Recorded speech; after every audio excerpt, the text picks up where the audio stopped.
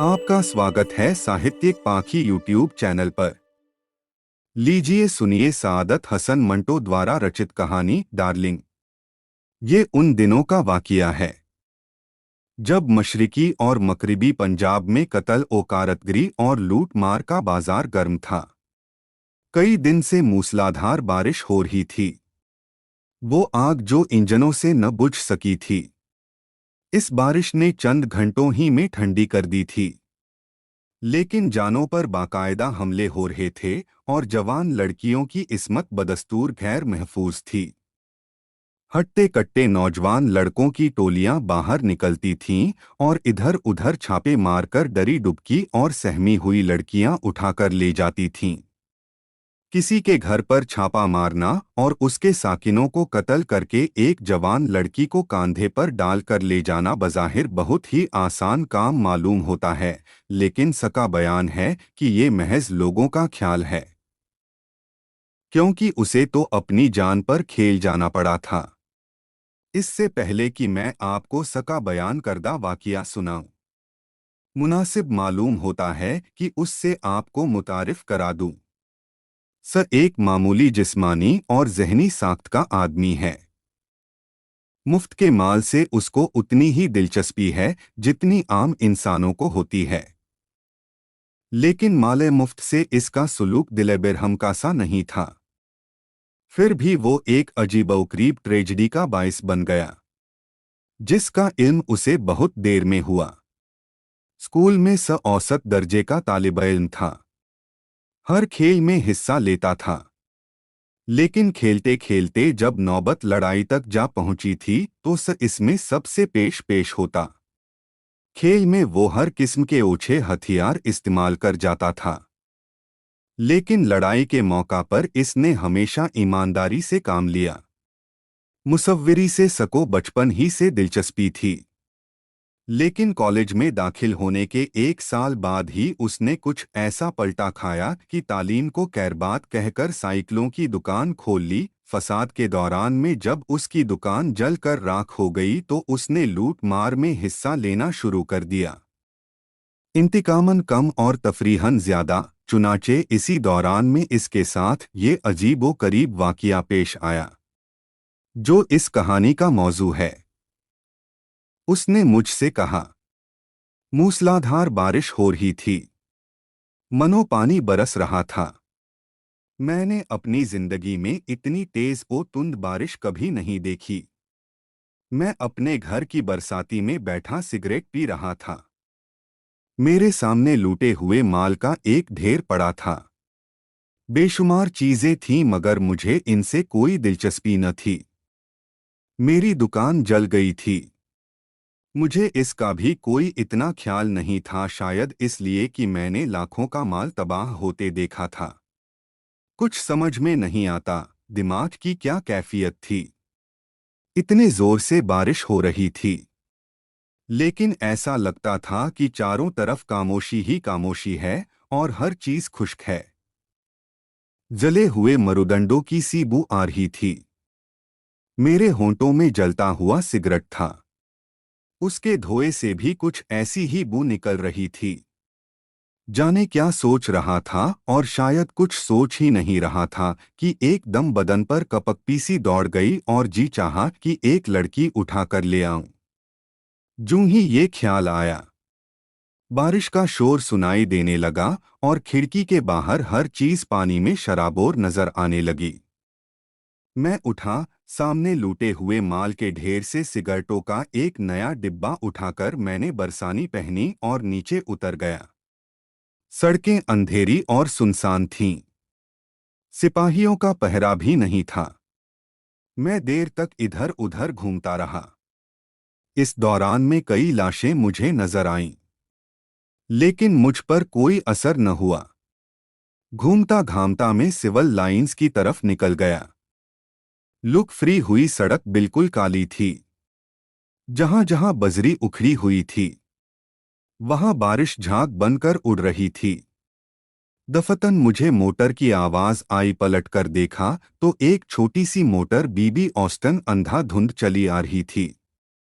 मैं सड़क के ऐन दरमियान में खड़ा हो गया और दोनों हाथ इस अंदाज से हिलाने लगा, जिसका मतलब ये था कि रुक जाओ।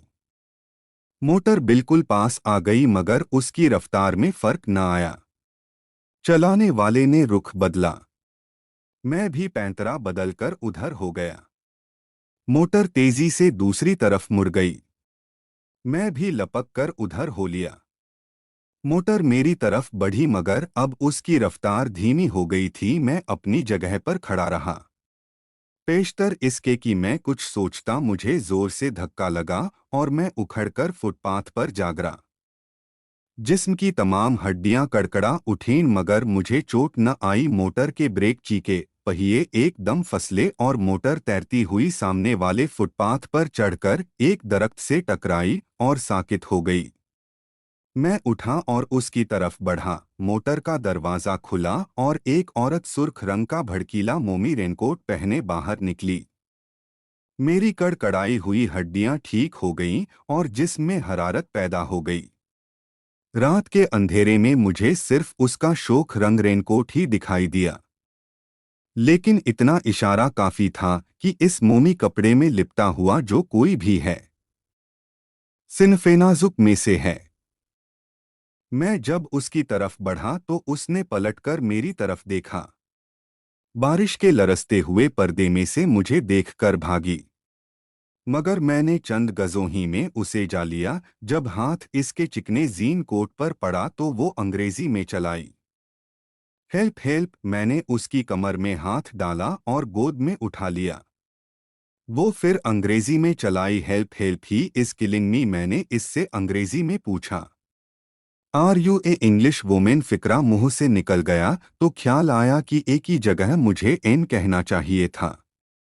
इसने जवाब दिया, नौ, अंग्रेज औरतों से मुझे नफरत है। चुनाचे मैंने उससे कहा, दन इट इज ऑल राइट।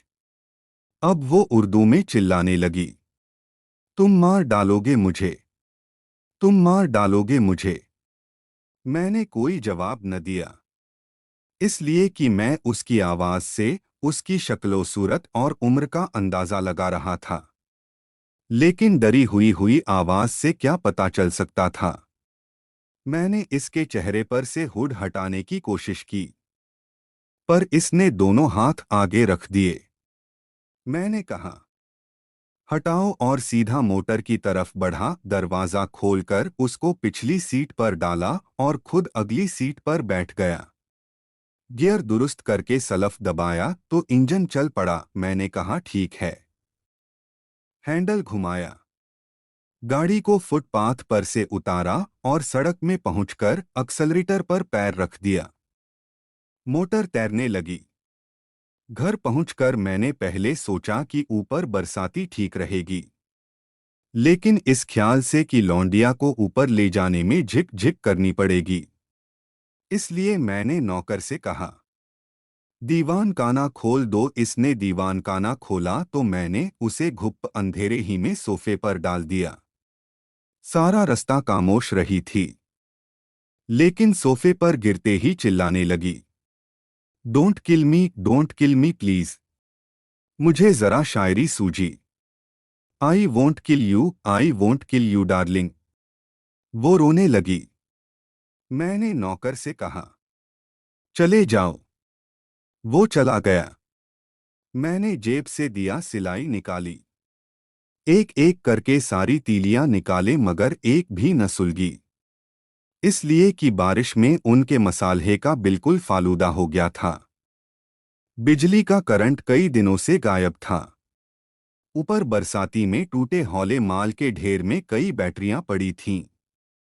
लेकिन मैंने कहा, अंधेरे ही में ठीक है, मुझे कौन सी फोटोग्राफी करनी है। चुनाचे बरसाती उतार कर मैंने एक तरफ फेंक दी और इससे कहा, लाइए मैं आपका रेनकोट उतार दूं। मैं नीचे सोफे की जानिब झुका, लेकिन वो गायब थी। मैं बिल्कुल न घबराया, इसलिए कि दरवाज़ा नौकर ने बाहर से बंद कर दिया था। घुप अंधेरे में इधर उधर मैंने उसे तलाश करना शुरू किया। थोड़ी देर के बाद हम दोनों एक दूसरे के साथ भिड़ गए और तिपाई के साथ टकराकर गिर पड़े। फर्श पर लेटे ही लेटे मैंने उसकी तरफ हाथ बढ़ाया जो गर्दन पर जा पड़ा। वो चीखी। मैंने कहा, चीखती क्यों हो, मैं तुम्हें मारूंगा नहीं। उसने फिर सिसकियां लेना शुरू कर दी। शायद उसका पेट ही था जिस पर मेरा हाथ पड़ा। वो दोहरी हो गई।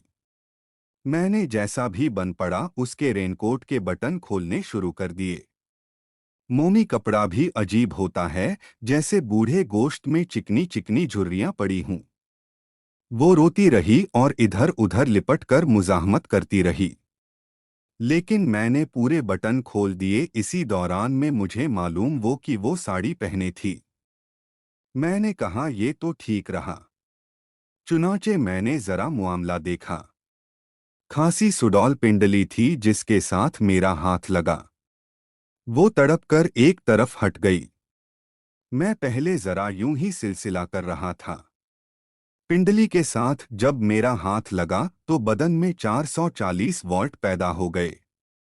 लेकिन मैंने फौरन ही ब्रेक लगा दिए कि सहज पक्के 100 मीठा हुए। चुनाचे मैंने शायरी शुरू कर दी। डार्लिंग, मैं तुम्हें यहाँ कत्ल करने के लिए नहीं लाया। डरो नहीं, यहाँ तुम ज्यादा महफूज हो जाना चाहो तो चली जाओ, लेकिन बाहर लोग दरिंदों की तरह चीर फाड़ देंगे। जब तक ये फसाद हैं तुम मेरे साथ रहना। तुम पढ़ी लिखी लड़की हो, मैं नहीं चाहता कि तुम गमवारों के चंगुल में फंस जाओ। उसने सिसकियां लेते हुए कहा, यू वोंट किल मी। मैंने फौरन ही कहा, नो सर। वो हंस पड़ी। मुझे फौरन ही ख्याल आया कि औरत को सर नहीं कहा करते। बहुत किफ़्फ़त हुई, लेकिन उसके हंस पड़ने से मुझे कुछ हौसला हो गया। मैंने कहा, मुआमला पटा समझो। चुनाचे मैं भी हंस पड़ा। डार्लिंग, मेरी अंग्रेजी कमजोर है। थोड़ी देर खामोश रहने के बाद उसने मुझसे पूछा, अगर तुम मुझे मारना नहीं चाहते तो यहाँ क्यों लाए हो? सवाल बड़ा बेढब था। मैंने जवाब सोचना शुरू किया, लेकिन तैयार न हुआ। मैंने कहा, जो मुंह में आए कह दो। मैं तुम्हें मारना बिल्कुल नहीं चाहता, इसलिए कि मुझे ये काम बिल्कुल अच्छा नहीं लगता। तुम्हें यहाँ क्यों लाया हूँ? इसका जवाब ये है कि मैं अकेला था। वो बोली, तुम्हारा नौकर तुम्हारे पास रहता है। मैंने बगैर सोचे समझे जवाब दे दिया, उसका क्या है, वो तो नौकर है। वो खामोश हो गई। मेरे दिमाग में नेकी के ख्याल आने लगे। मैंने कहा, हटाओ। चुनाचे उठकर इससे कहा, तुम जाना चाहती हो तो चली जाओ। उठो। मैंने उसका हाथ पकड़ा। वो उठ खड़ी हुई। एकदम मुझे उसकी पिंडली का ख्याल आ गया और मैंने जोर से उसको अपने सीने के साथ चिमटा लिया। उसकी गर्म गर्म सांस मेरी ठोड़ी के नीचे घुस गई। मैंने अटकल पच्चू अपने होंठ उसके होंठों पर जमा दिए। वो लरजने लगी। मैंने कहा, डार्लिंग, डरो नहीं। मैं तुम्हें मारूंगा नहीं। छोड़ दो मुझे। की आवाज में अजीबोगरीब किस्म की कपकपाहट थी। मैंने उसे अपनी गिरफ्त से अलहदा कर दिया, लेकिन फौरन ही अपने बाजुओं में उठा लिया। सड़क पर उसे उठाते वक्त मुझे महसूस नहीं हुआ था, लेकिन उस वक्त मैंने महसूस किया कि इसके कूल्हों का गोश्त बहुत ही नरम था। एक बात मुझे और भी मालूम हुई, वो ये कि उसके एक हाथ में छोटा सा बैग था। मैंने उसे सोफे पर लिटा दिया और बैग इसके हाथ से ले लिया। अगर इसमें कोई कीमती चीज है तो यकीन रखो यहाँ बिल्कुल महफूज रहेगी। बल्कि चाहो तो मैं भी तुम्हें कुछ दे सकता हूँ।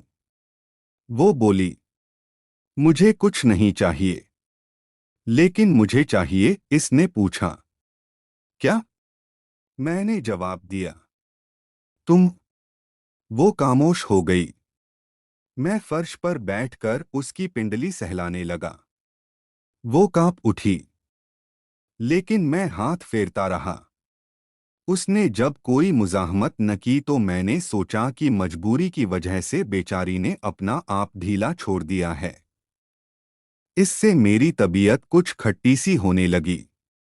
चुनांचे मैंने उससे कहा, देखो मैं ज़बरदस्ती कुछ नहीं करना चाहता। तुम्हें मंजूर नहीं है तो जाओ। ये कहकर मैं उठने ही वाला था कि उसने मेरा हाथ पकड़कर अपने सीने पर रख लिया, जो कि धक धक कर रहा था। मेरा भी दिल उछलने लगा। मैंने जोर से डार्लिंग कहा और इसके साथ चिमट गया। देर तक चूमा चाटी होती रही। वो सिसकियां भर भर के मुझे डार्लिंग कहती रही। मैं भी कुछ इसी किस्म की कुराफात बकता रहा। थोड़ी देर के बाद मैंने इससे कहा, ये रैनकोट उतार दो, बहुत ही वाहियात है।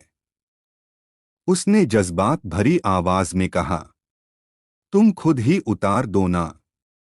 मैंने उसे सहारा देकर उठाया और कोट इसके बाजुओं में से खींचकर उतार दिया। उसने बड़े प्यार से पूछा, कौन हो तुम?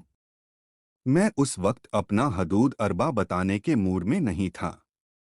तुम्हारा डार्लिंग, उसने URA नोटी बॉय कहा और अपनी बाहें मेरे गले में डाल दी। मैं उसका ब्लाउज उतारने लगा तो इसने मेरे हाथ पकड़ लिए और इल्तिजा की, मुझे नंगा ना करो डार्लिंग, मुझे नंगा ना करो। मैंने कहा, क्या हुआ? इस कदर अंधेरा है। नहीं नहीं। तो इसका ये मतलब है कि इसने मेरे दोनों हाथ उठाकर चूमने शुरू कर दिए और लर्जा आवाज में कहने लगी, नहीं नहीं, मुझे शर्म आती है। अजीब ही सी बात थी। लेकिन मैंने कहा, चलो हटाओ छोड़ो ब्लाउज को, डोट आहिस्ता आहिस्ता सब ठीक हो जाएगा। मैं कुछ देर खामोश रहा तो उसने डरी हुई आवाज में पूछा, तुम नाराज तो नहीं हो गए? मुझे कुछ मालूम ही नहीं था कि मैं नाराज हूं या क्या कहूं। चुनांचे मैंने उससे कहा, नहीं नहीं, नाराज होने की क्या बात है। तुम ब्लाउज नहीं उतारना चाहती हो, न उतारो। लेकिन इससे आगे कहते हुए मुझे शर्म आ गई। लेकिन जरा गोल करके मैंने कहा, लेकिन कुछ तो होना चाहिए। मेरा मतलब है कि साड़ी उतार दो। मुझे डर लगता है। ये कहते हुए उसका हलक सूख गया। मैंने बड़े प्यार से कहा, किससे डर लगता है? उसी से, उसी से। और उसने बिलक बिलक कर रोना शुरू कर दिया। मैंने उसे तसल्ली दी कि डरने की वजह कोई भी नहीं। मैं तुम्हें तकलीफ नहीं दूंगा। लेकिन अगर तुम्हें वाकई डर लगता है तो जाने दो। 2-3 दिन यहाँ रहो, जब मेरी तरफ से तुम्हें पूरा इत्मीनान हो जाए तो फिर सही। इसने रोते रोते कहा, नहीं नहीं, और अपना सर मेरी रानों पर रख दिया। मैं उसके बालों में उंगलियों से कंघी करने लगा। थोड़ी ही देर के बाद उसने रोना बंद कर दिया और सूखी सूखी हिचकियां लेने लगी। फिर एकदम मुझे अपने साथ जोर के साथ भींच लिया और शिद्दत के साथ कांपने लगी। मैंने उसे सोफे पर से उठकर फर्श पर बिठा दिया। कमरे में दफातन रोशनी की लकीरें तैर गईं। दरवाजे पर दस्तक हुई। मैंने पूछा, कौन है? नौकर की आवाज आई, लालटेन ले लीजिए। मैंने कहा, अच्छा। लेकिन उसने आवाज भींचकर कौफजदा लहजे में कहा, नहीं नहीं। मैंने कहा, हर्ज क्या है? एक तरफ नीची करके रख दूंगा। चुनांचे मैंने उठकर लालटेन ली और दरवाजा अंदर से बंद कर दिया। इतनी देर के बाद रोशनी देखी थी, इसलिए आंखें चुंधिया गईं। वो उठकर एक कोने में खड़ी हो गई थी। मैंने कहा, भई इतना भी क्या है? थोड़ी देर रोशनी में बैठकर बातें करते हैं। जब तुम कहोगी उसे गुल कर देंगे। चुनांचे में लालटेन हाथ ही में लिए उसकी तरफ बढ़ा। उसने साड़ी का पल्लू सरका कि दोनों हाथों से चेहरा ढांप लिया। मैंने कहा, तुम भी अजीबोगरीब लड़की हो, अपने दूल्हे से भी पर्दा। ये कह मैं समझने लगा कि वो मेरी दुल्हन है और मैं उसका दूल्हा, चुनाचे इसी तसव्वुर के तहत मैंने उससे कहा, अगर जिद ही करनी है तो भई कर लो, हमें आपकी हर अदा कबूल है। एकदम जोर का धमाका हुआ। वो मेरे साथ चिमट गई। कहीं बम फटा था। मैंने उसको दिलासा दिया, डरो नहीं, मामूली बात है। एकदम मुझे ख्याल आया जैसे मैंने इसके चेहरे की झलक देखी थी। चुनाचे उसको दोनों कंधों से पकड़कर मैं एक कदम पीछे हट गया। मैं बयान नहीं कर सकता मैंने क्या देखा। बहुत ही भयानक सूरत, गाल अंदर धंसे हुए जिन पर गाढ़ा मेकअप थपा था। कई जगहों पर से उसकी तह बारिश की वजह से उत्तरी हुई थी और नीचे से असली जिल्द निकल आई थी, जैसे कई स्खमों पर से फाहे उतर गए हैं। किजाब लगे खुश्क और बेजान बाल जिनकी सफ़ेद जड़ें दांत दिखा रही थीं। और सबसे अजीबोगरीब चीज़ मोमी फूल थे जो उसने इस कान से उस कान तक माथे के साथ साथ बालों में अड़से हुए थे। मैं देर तक उसको देखता रहा। वो बिल्कुल साकित खड़ी रही। मेरे होशोहवास गुम हो गए थे। थोड़ी देर के बाद जब मैं संभला तो मैंने लालटेन एक तरफ रखी और इससे कहा, तुम जाना चाहो तो चली जाओ। उसने कुछ कहना चाहा, लेकिन जब देखा कि मैं उसका रेनकोट और बैग उठा रहा हूं तो खामोश हो गई। मैंने ये दोनों चीजें उसकी तरफ देखे बगैर उसको दे दी। वो कुछ देर गर्दन झुकाए खड़ी रही, फिर दरवाजा खोला और बाहर निकल गई। ये वाकया सुनाकर मैंने ससे पूछा, जानते हो वो औरत कौन थी? सने जवाब दिया, नहीं तो। मैंने उसको बताया, वो औरत मशहूर आर्टिस्ट मिस मीन थी। वो चिल्लाया, मसम, वही जिसकी बनाई हुई तस्वीरों की मैं स्कूल में कॉपी किया करता था। मैंने जवाब दिया, वही एक आर्ट कॉलेज की प्रिंसिपल थी, जहां वो लड़कियों को सिर्फ औरतों और फूलों की तस्वीरकशी सिखाती थी। मर्दों से उसे सख्त नफरत थी। इज्जत जहां को आप यकीनन जानते होंगे। कौन है जो इस लड़की के नाम से वाकिफ नहीं? अगर आप सोशलिस्ट हैं और बंबई में रहते हैं तो आप जरूर इज्जत से कई बार मुलाकात कर चुके होंगे और आपको ये भी मालूम होगा कि उसने अपनी जिंदगी के कई बरस इश्तिराकियत की तहरीक की नशर-ओ-इशात में सर्फ किए हैं और हाल ही में एक गैर मारूफ आदमी से शादी की है। इस गैर मारूफ आदमी को मैं अच्छी तरह जानता हूँ। नासिर से मैं उस जमाने का वाकिफ हूँ जब मैं उसको नासो कहा करता था। मुस्लिम यूनिवर्सिटी अलीगढ़ में वो मेरा हमजमात था। मैं तो अपनी तालीम बीमारी और मुफलिसी के बाइस जारी न रख सका, मगर वो सिर्फ मुफलिस था। उसने बीए का इम्तिहान किसी न किसी तरह पास कर लिया और बम्बई की एक बहुत बड़ी मिल में मुलाजिम हो गया। मैं उन दिनों बम्बई ही में था जब वो दिल्ली के एक कारखाने में काम करता करता बम्बई आया और मिल में मुलाजिम हुआ। इस दौरान में उससे मेरी कई मुलाकातें हुईं, लेकिन अफसोस है कि चंद वजूह की बिना पर मैं बम्बई में अपना क़ियाम जारी न रख सका और मुझे मजबूरन दिल्ली जाकर एक निहायत ही जलील मुलाजमत इख्तियार करना पड़ी। खैर, मैंने दिल्ली को 2 बरस के बाद खैरबाद कहा और बम्बई शहर का रुख किया, जहां मेरे चंद अजीज दोस्तों के अलावा अब इज्जत जहां भी रहती थी। मैं खुद सोशलिस्ट हूं।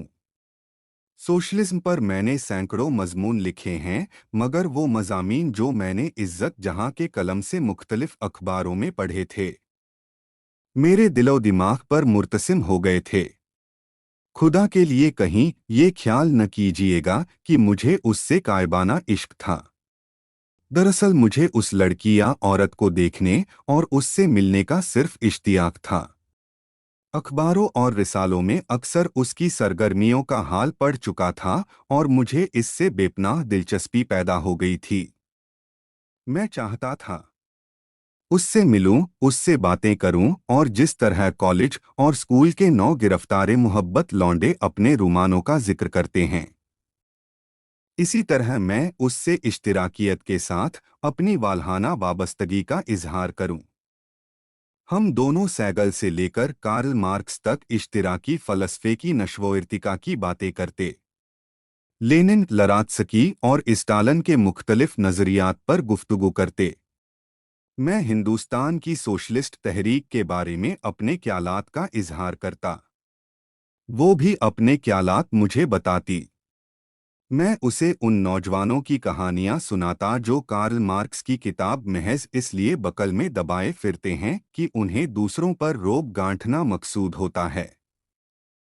मैं उसे अपने एक दोस्त की दास्तान सुनाता जिसके पास सोशलिज्म पर हर वो किताब जो अंग्रेजी जबान में छप चुकी है मौजूद है, मगर वो सोशलिज्म की अलिफ ब से भी वाकिफ नहीं। वो कार्ल मार्क्स का नाम इस तरह लेता है जिस तरह लोग अपने करीबी रिश्तेदार म्यूनिसिपल कमिश्नरों का लेते हैं। मैं इज्जत को बताता कि इसके बावजूद वो मुखलिस आदमी है जो सोशलिज्म के खिलाफ एक लफ्ज़ भी सुनने को तैयार नहीं। फिर मैं उससे उन लड़कों और लड़कियों के मुतल्लिक बातचीत करता जो सोशलिज्म सिर्फ इसलिए इख्तियार करते हैं कि उन्हें एक दूसरे से मिलने और जिनसी ताल्लुकात पैदा करने का मौका मिले। मैं उसे बताता कि 50% लड़के जो सोशलिस्ट तहरीक में शामिल होते हैं शहवत ज़दा होते हैं। अपनी हमजमात लड़कियों को वो यूं देखते हैं जैसे उनकी निगाहें सदियों की भूखी प्यासी हैं, और अक्सर लड़कियां जो इस तहरीक में शामिल होती हैं सरमायादारों की हंगामापसंद बेटियां होती हैं। अपनी जिंदगी में हादिसे पैदा करने के लिए ये सोशलिज्म पर चंद इब्तिदाई किताबें पढ़ने के बाद इस तहरीक की सरगर्म कारकुन बन जाती हैं। इनमें से कुछ तो आहिस्ता आहिस्ता जिनसी ख्वाहिशात के कराबे की शक्ल इख्तियार कर लेती हैं, और कुछ आज़ादी की आखिरी हदूद पर पहुंचकर एक ऐसी जज्बाती चीज़ बन जाती हैं जो मुल्क के नाम निहाद लीडरों के खेलने के काम आती रहती है। करज ये कि इज्जत जहां से हिंदुस्तान की इश्तिराकी तहरीक के अवाकिबो अवातिफ पर सैर हासिल बहस करने का खूब लुत्फ आता, उसके मज़ामीन से मैं उसकी जहानत और बेबाक ख्याली मालूम कर चुका था। मुझे यकीन था कि वो मेरी हमकयाल होगी। बम्बई आकर मुझे एक दोस्त के यहाँ ठहरना पड़ा क्योंकि मकान और फर्नीचर का बंदोबस्त करते करते मुझे कई रोज़ कार होना था। बीवी को मैं दिल्ली ही छोड़ आया था। उससे मैंने कह दिया था कि जूं ही मकान मिलेगा मैं तुम्हें बुला लूंगा। मेरे सब दोस्त कुंवारे हैं और फिल्म डायरेक्टर औरतों के मुतल्लिक आपका फ़लसफ़ा बहुत ही दिलचस्प है। आप चूंकि स्टूडियो में किसी एक्ट्रेस या एक्टर की लड़की से ताल्लुकात पैदा नहीं करना चाहते हैं, इसलिए ज़रूरत के वक्त मुख्तलिफ दलालों के ज़रिए से एक लड़की मंगवा लेते हैं। रात भर उसे अपने पास रखते हैं और सुबह होते ही उसे रुकस्त कर देते हैं। शादी इसलिए नहीं करते कि उनके ख्याल के मुताबिक बीवी उनसे कभी खुश नहीं रहेगी। भाई मैं फिल्म डायरेक्टर हूँ। दिन को शूटिंग करूंगा तो दिन भर बाहर रहूंगा, रात को शूटिंग करूंगा तो रात भर बाहर रहूंगा। दिन को काम करने के बाद रात को और रात को काम करने के बाद दिन को आराम करना जरूरी है। बीवी मुझसे अपने सारे हुकूक तलब करेगी। मुझे बताओ, एक थका हुआ आदमी ये सारे हुकूक कैसे पूरे कर सकता है? हर रोज एक नई लौंडिया अच्छी है, नींद आ गई तो उससे कहा जाओ सो रहो। अगर उसकी सोहबत से तंग आ गए तो टैक्सी का किराया दिया और चलता किया। औरत बीवी बनते ही एक बड़ा फर्ज बन जाती है। मैं चूंकि फर्जशनास हूं इसलिए शादी का बिल्कुल कायल नहीं। जिस दोस्त के यहाँ में ठहरा हुआ था, एक दिन मैं और वो टैक्सी में बैठकर एक लड़की ढूंढने गए। दलाल जो उसका पुराना वाकिफ था, एक के बजाय दो दक्षिणी छोकरियां ले आया। मैं बहुत सिटपिटाया, मगर फौरन ही मेरे दोस्त ने कहा, तुम घबराओ नहीं, एक और दो में फर्क ही क्या है। टैक्सी वापस घर की तरफ मुड़ी। हम सब यानी मैं, मेरा दोस्त फिल्म डायरेक्टर और वो दो काष्ठापोश लड़कियां 3 सीढ़ियां तय करके तीसरी मंजिल पर पहुंचे। फ्लैट का दरवाजा मैंने खोला। क्या देखता हूं कि सामने ही एक कुर्सी पर नासिर बैठा बड़े इन्हिमाक से मेरा उर्दू टाइपराइटर देख रहा था और इसके पास ही एक ऐनक लगी औरत बैठी थी। जब उसने मुड़कर हमारी तरफ देखा तो मैं पहचान गया। इज्जत जहां थी।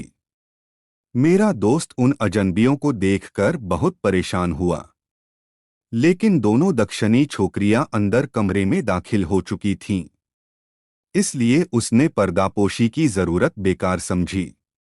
मैंने अपने दोस्त से नासिर का तारुफ कराया। नासिर ने जवाब में हम दोनों से अपनी बीवी को मुतारिफ कराया।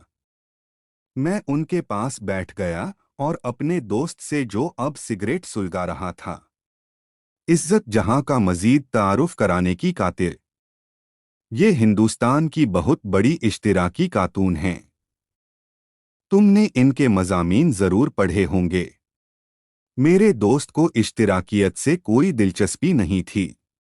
मुझे बाद में मालूम हुआ कि वो इस नाम ही से नावाकिफ था। उसने दोनों लड़कियों को दूसरे कमरे में जाने का इशारा किया और हम सब से मुकातब होकर कहा, माफ़ फरमाइएगा, मैं अभी हाजिर हुआ। इज्जत जहां की आंखें उन लड़कियों पर जमी हुई थीं। वो उनके लिबास, वज़ाकता, करस की हर चीज का अच्छी तरह जायजा ले रही थी। जब वो दोनों दूसरे कमरे में चली गईं और मेरे दोस्त ने जुर्रतेरिंदाना से काम लेकर दरवाज़ा बंद कर दिया, तो वो मुझसे मुकातब हुई, आपसे मिलकर बहुत खुशी हुई। नासिर हर रोज़ मुझसे कहते थे कि चलो चलो, पर मैं इन दिनों कुछ ज्यादा मसरूफ रही। और आप तो अब यहीं तशरीफ ले आए हैं ना? मकान बुरा नहीं। उसने कमरे के चारों तरफ देखकर खुशनुदी का इजहार किया। मैंने कहा, जी हाँ, अच्छा है, हवादार है। हवादार तो काक भी नहीं। बीच का दरवाज़ा खुला हो तो बहुत हवा आती है। हाँ, शायद पहले आ रही थी। देर तक मैं और नासिर और इज्जत जहां इधर उधर की बातें करते रहे, मगर मैं महसूस कर रहा था कि इज्जत के दिल में खुदबुद हो रही है। मेरा दोस्त जल्दी हाजिर होने का वादा करके दो लड़कियों के साथ दूसरे कमरे में क्या कर रहा था? गालिबन वो यही मालूम करने के लिए बेकरार थी। निस्फ घंटा गुजरने पर उसने बड़े तकल्लुफ के साथ मुझसे कहा, एक गिलास पानी पिलवा दीजिए। फ्लैट के दो रास्ते हैं, एक सामने से एक पीछे। मैंने दरवाज़ खुलवाना मुनासिब ख्याल न किया, चुनाचे दूसरे रास्ते से गिलास में पानी लेकर आ गया। कमरे में दाखिल होते ही मैंने देखा कि मियाँ बीवी दोनों खुसर फुसर कर रहे हैं। इज्जत जहां ने गिलास मेरे हाथ से ले लिया और कहा, आपने बहुत तकलीफ की। जी नहीं, इसमें तकलीफ की बात ही क्या है। पानी पीकर उसने ऐनक के मोटे शीशों के पीछे अपनी आंखें सकोड़े और बनावटी लहजे में कहा, इस फ्लैट के गालिबन दो रास्ते हैं। जी हाँ। कुछ देर फिर इधर उधर की बातें होती रहीं। इसके बाद गुफ्तगू का रुख बदलकर इश्तिराकियत की तरफ आ गया और मैं और इज्जत दोनों सुर्ख हो गए। मैंने बातों बातों में इश्तिराकियत के मुतल्लिक अपने नुक्ता-ए-नज़र को वाज़ह किया। इश्तिराकी कहते हैं कि तमाम इंसानी इदारे, मिसाल के तौर पर मजहब, तारीख, सियासत वगैरह, सब हमारे माशी हालात से असर पजीर होकर मारिज़े वजूद में आते हैं। मौजूदा निज़ाम-ए-मईशत जिसमें अमीर और करीब का इम्तियाज़ है और जिसमें पैदावार के तमाम आलात एक महदूद ऊंचे तबके के हाथ में हैं, उन्हें सिर्फ ज़ाती फ़ायदे के लिए इस्तेमाल करता है, ये एक मुज़िर और तबाहकुन इदारा है जिसे हमेशा के लिए ख़त्म कर देना चाहिए। जब इसका खात्मा हो जाएगा तो आपके ख्याल के मुताबिक इश्तिराकी दौर शुरू होगा, जिसमें तमाम आलात पैदावार, यही हमारे माशी हालात पर हावी हैं, अवाम के कब्जे में आ जाएंगे। इज्जत जहां ने मेरी तायीद की। जी हाँ, अवाम की कुव्वत और हुकूमत की नुमाइंदा एक कास जमात हामिला होगी, जिसे इश्तिराकी हुकूमत कहा जाएगा। इज्जत जहां ने फिर कहा। जी हाँ, लेकिन यहाँ ये बात काबिले गौर है कि इश्तिराकी निज़ाम में भी तमाम कुव्वत एक महदूद तबके के हाथ में होगी। ये नुमाइंदा जमात इश्तिराकियों के फ़लसफ़े के मुताबिक तमाम लोगों की बहबूदी को मदारे अमल बनाएगी। इस जमात को ज़ाती अकराज़ और शख्सी मुनाफा से कोई वास्ता ना होगा, इसके अकराज़ अवाम के मकासद के मुताबिक होंगे। लेकिन सीने पर हाथ रखकर वसूख से कौन कह सकता है कि ये महदूद जमात जो बज़ाहिर अवाम की नुमाइंदा जमात होगी, कुछ अरसे के बाद सरमायादारों की तरह हर किस्म के जुल्म-ओ-सितम ढाएगी? क्या ये लोग कासिब नहीं हो सकते? कुछ अरसे की हुकूमत के बाद क्या उनके दिल में ज़ाती अकराज़ पैदा नहीं होंगी? इज्जत जहां मुस्कुराई। आप तो बाकू नैन के भाई मालूम होते हैं। मैंने जोश के साथ कहा। मानता हूं कि कार्ल मार्क्स के साथ सारी उम्र लड़ने के बावजूद बाकुनैन किसी नुक्ता मुफाहमत पर नहीं पहुंच सका और अपने इखलास के बावजूद किसी मुदल्लिल और मुनज़्ज़म फ़लसफ़े की बुनियाद नहीं डाल सका। लेकिन उसका ये कहना झूठ नहीं है कि डेमोक्रेसी भी एक बड़ी जमात के दूसरी छोटी जमात पर जाबिराना निज़ाम हुकूमत का नाम है।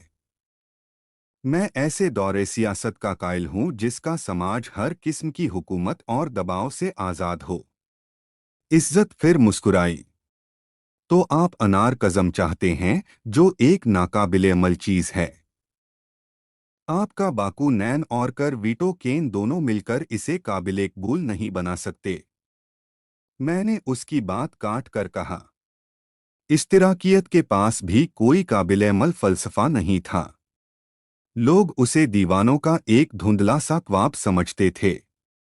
मगर 19वीं सदी में कार्ल मार्क्स ने उसको एक काबिल-ए-अमल मुआशरती निज़ाम की सूरत में पेश किया।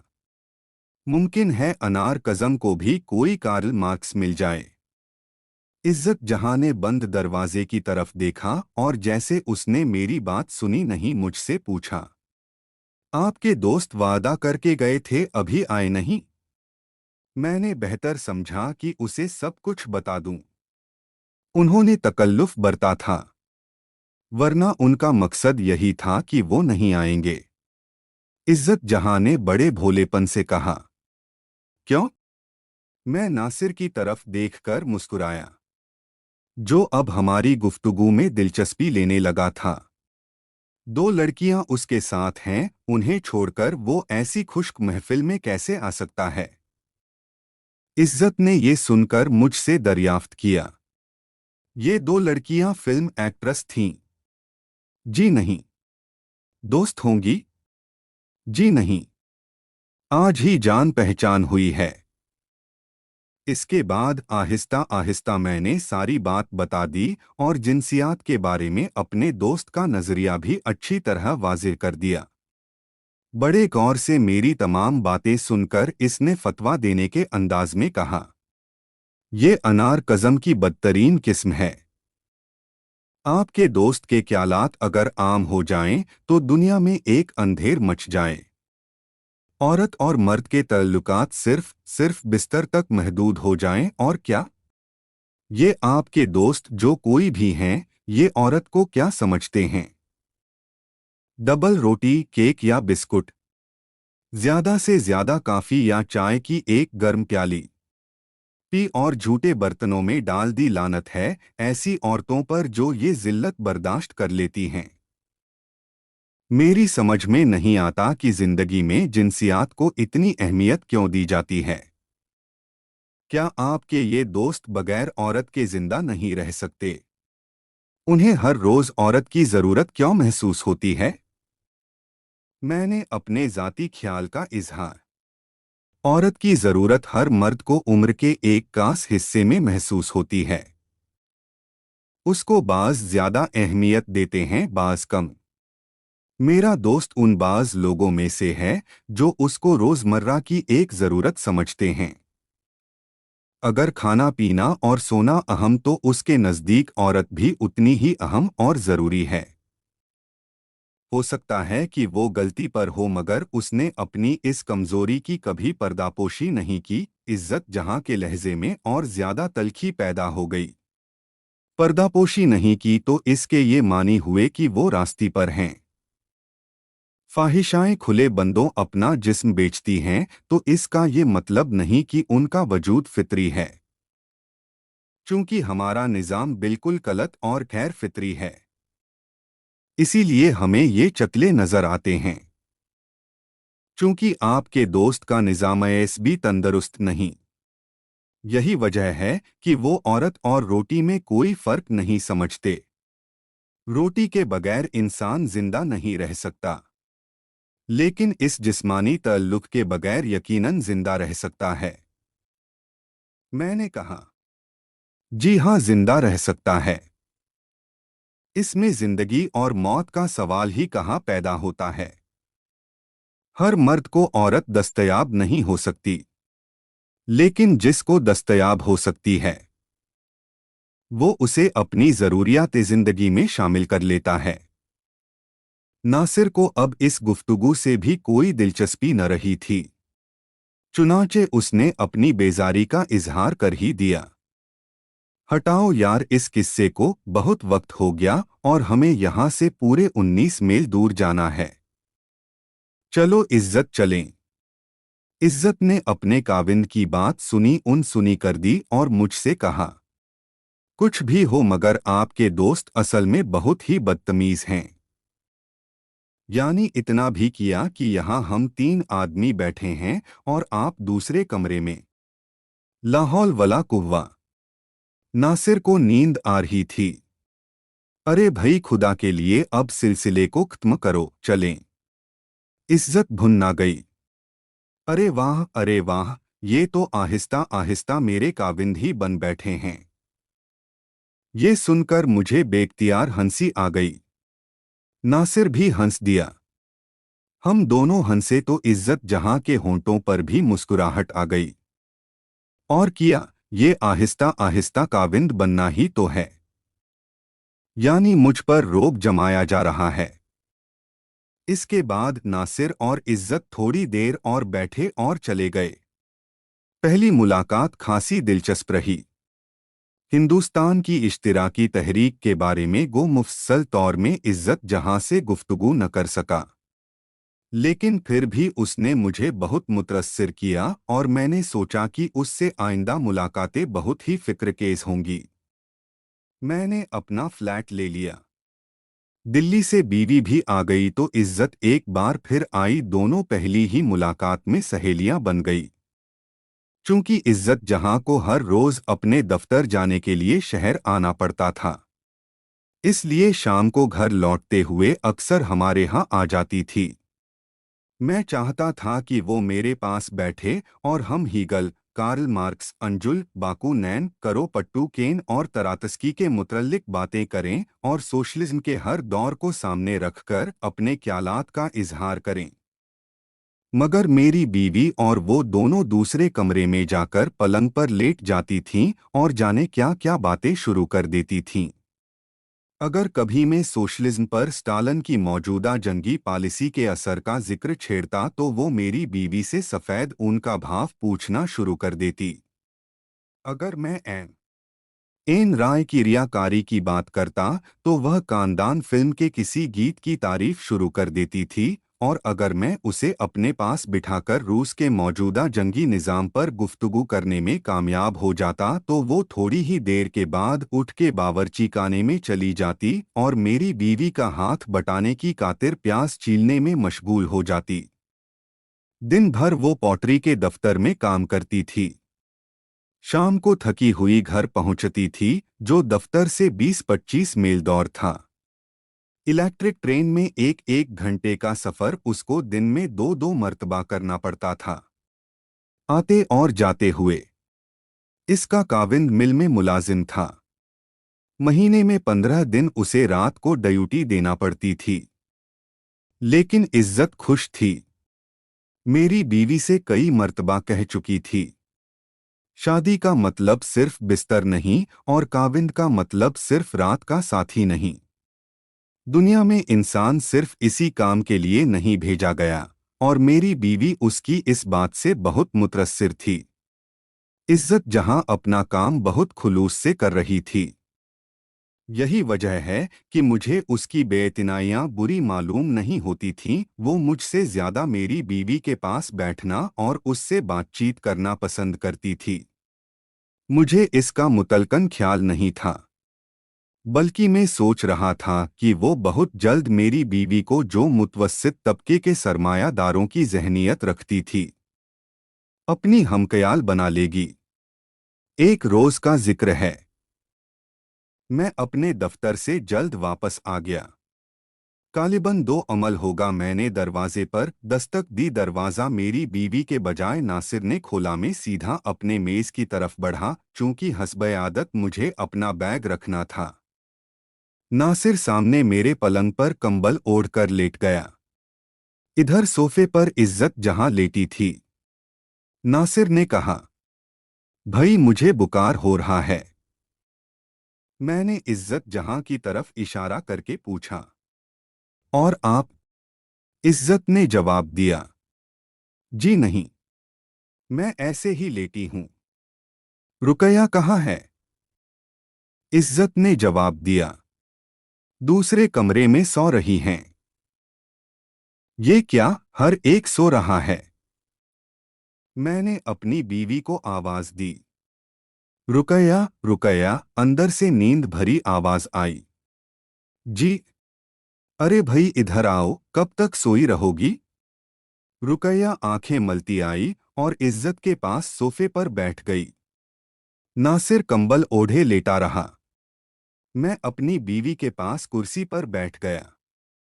थोड़ी देर गहरी नींद के मुतल्लिक बातें होती रहीं, क्योंकि रुकैया हमेशा घोड़े बेचकर सोने की आदी है। इसके बाद इज्जत और मेरी बीवी के दरमियान करोशिए और सिलाइयों की बातें छिड़ गईं। इसी दौरान में चाय आ गई। नासिर ने लेटे लेटे एक प्याली पी ली। मैंने बुखार दूर करने के लिए उसे अस्परों की 2 टिकियां दीं, जो उसने ले लीं। 1.5-2 घंटे तक ये लोग बैठे रहे। इसके बाद चले गए। रात को सोने के लिए जे मैं पलंग पर लेटा तो हस्ब-ए-आदत मैंने ऊपर के तकिए को दुर्रा किया। क्या देखता हूं कि निचले तकिए का ग्लाफ ही नहीं है। रुकैया से, जो मेरे पास खड़ी अपने कपड़े तब्दील कर रही थी, मैंने पूछा, इस तकिए पर ग्लाफ क्यों नहीं चढ़ाया?